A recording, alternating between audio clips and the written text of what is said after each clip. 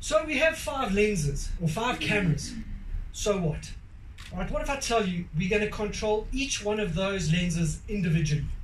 We worked with a company called Light, and we have a bespoke ASIC on the device, which essentially controls each camera individually, the white balance and the exposure of each lens, and then takes an image simultaneously with all 5 lenses, and then we're going to fuse that all into one perfect image.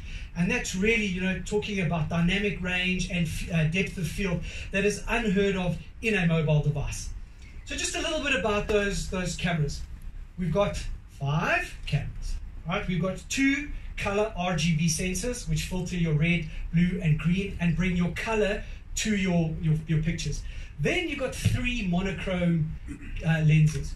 Why this is important is because a monochrome lens has no light filters. It can take in all the light it needs. So we're taking in around 2.9 times more light than any other device and putting that into our photo and fusing those into our photos. So at any one point, you click, 5 lenses taking an image. We're dealing with around 60 megapixels worth of information. Right? And we're then fusing that into a 12 megapixel image. In some instances, when we've taken a sort of a multi-shot burst, we'll have up to 240 megapixels of information in which to create the perfect image. And what that really does allow us to do is explore every detail. And we're going to focus on just a few of those details where it's your dynamic range. Right? And I'll get into that a little bit more. Your dynamic range, your depth of field, or your 3D depth of field map that we create. And then, of course, there's your bokeh effect, your way to create those perfect images. And then we use 3 images. You can shoot directly in monochrome mode or black and white, where we use just the 3 monochrome sensors to create that, because adding the color image from the 2 other sensors is not really going to add any value to the photograph. So you just use those 3 lenses. So talking a little bit about dynamic range. Let's watch this photo and watch how this photo focuses in, because what that essentially means is that we're capturing more light, where we're getting more image from the dark as well as the light parts of the image. We've got a 12.4 stop on the device with the amount of light, and that's just your difference between how dark and how light we can make a photo or capture the detail in an image.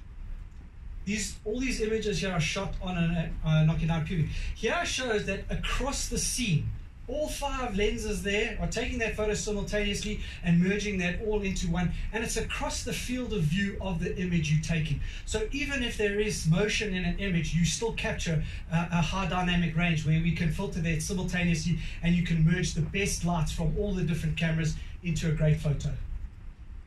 And then the depth map. We're creating a 3D depth map of up to 1,500 layers in each image. Okay, so that is amazing. And what that enables you to do is you can take your photo, and afterwards you can go in and you can then choose areas that you want to focus in on, blur the foreground, blur the background, and make your perfect image. And then also, of course, who doesn't like the monochrome mode or taking these really mood-sensitive black and white photos? And then something else to point out on the Nokia 9.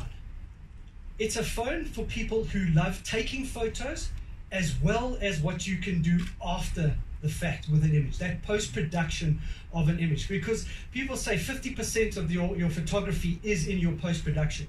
So we've given you a couple of options over here.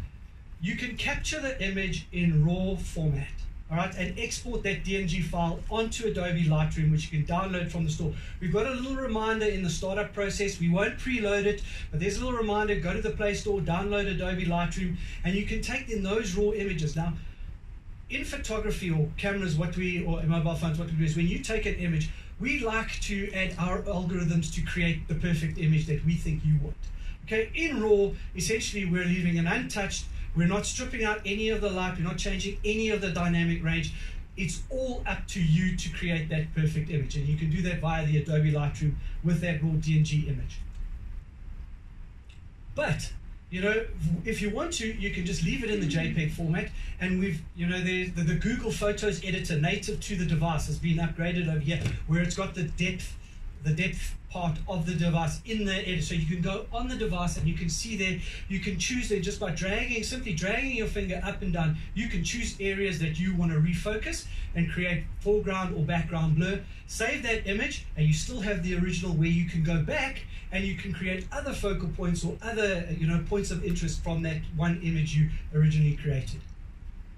Also then, something that's really popular is our Pro Camera UI, where I like to use this. You actually see in real time what you're doing, the changes you're making when you start playing the settings like your ISO, your white balance, and your slow motion settings. You can see that all in real time, what's happening on the screen. So you also, for some people, it's a great opportunity for you to learn what those settings actually mean when playing with the camera UI.